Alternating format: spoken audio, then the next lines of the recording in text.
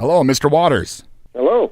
It's an honor to have you on the show today. Well, thank you very much. I'm glad you're having me. Well, we are excited about your new book, Car Sick. Can you tell us a little bit about that? Well, Car Sick is a hitchhiking trip I took. I decided that my life was too controlled and organized, and I thought, what would happen if I hitchhiked from my house in Baltimore across the country to my apartment in San Francisco? So before I left, I wrote fictionally what I could imagine as the very best rides that could happen, and then I wrote the very worst rides that could happen that ended in my death, and then I did it for real, which was 21 rides in 9 days. And people were great. I had wonderful rides. I was never frightened except when I had to wait for 10 hours at a time to get picked up. That's what's frightening, not the people that actually did pick me up. A lot of people must have recognized you on the side of the road then? Well, not really, because some did, but then they drove past me debating, well, was that John Waters? And I think, well, why would he be standing here with a cardboard sign on Route 70 in Kansas?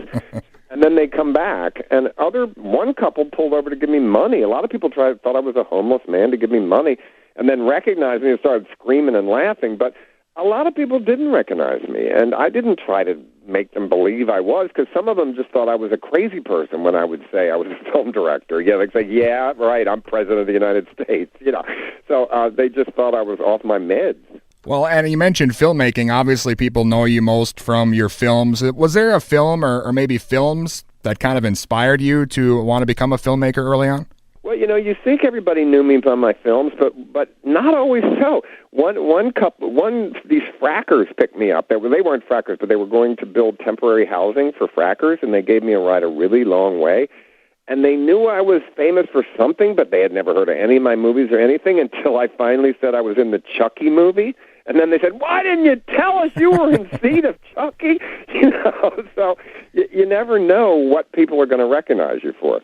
But when I was young, what movie ever? All the villains in movies made me want to be a Disney villain. So I guess The Wizard of Oz is what inspired me. And in a way, she was hitchhiking, too, through Oz, wasn't she? Yeah, I guess it has kind of come full circle then, in a way. Yeah. Well, and obviously you use a lot of the same, personnel or actors in your films, the Dreamlanders. We've had Mink Stoll on the show before, and Divine, and with Mink Stoll in my life, and I know Mink has hitchhiked when she was young, definitely.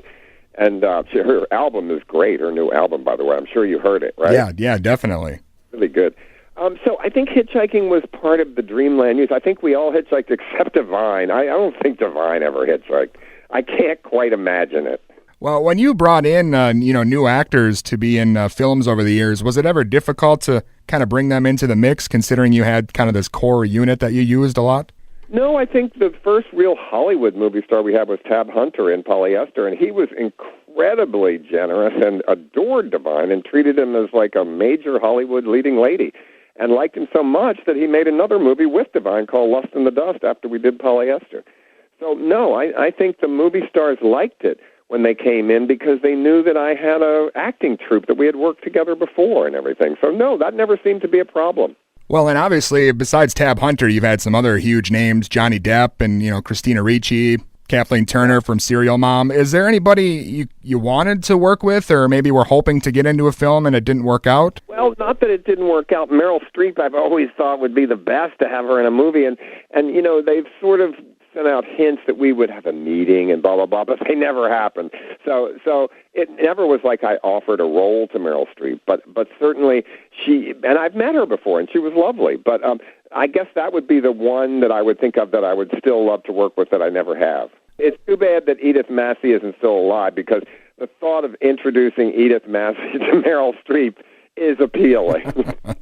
Yeah, and a lot of those earlier films obviously shocked some people, but do you feel, is that a possibility nowadays to shock people anymore, even through film, or is it just kind of everything's been done already? I'm shocked all the time by terrible, bad taste comedies that Hollywood's putting out now. Oh, sure. I'm shocked by some of the predictable romantic comedies.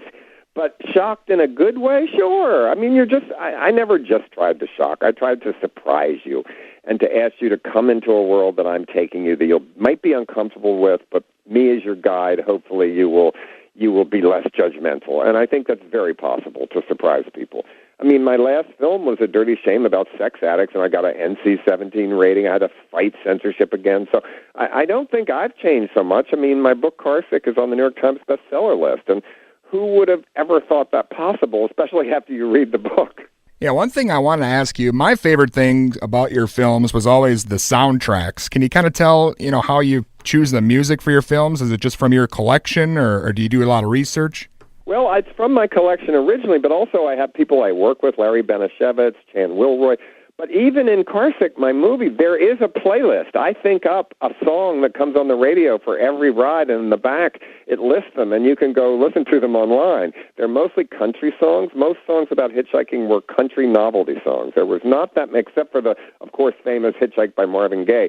There weren't that many rhythm and blues songs about hitchhiking. But there's great. I have like 30-some songs that really I imagine is playing in the fictional rides in the book Car Sick.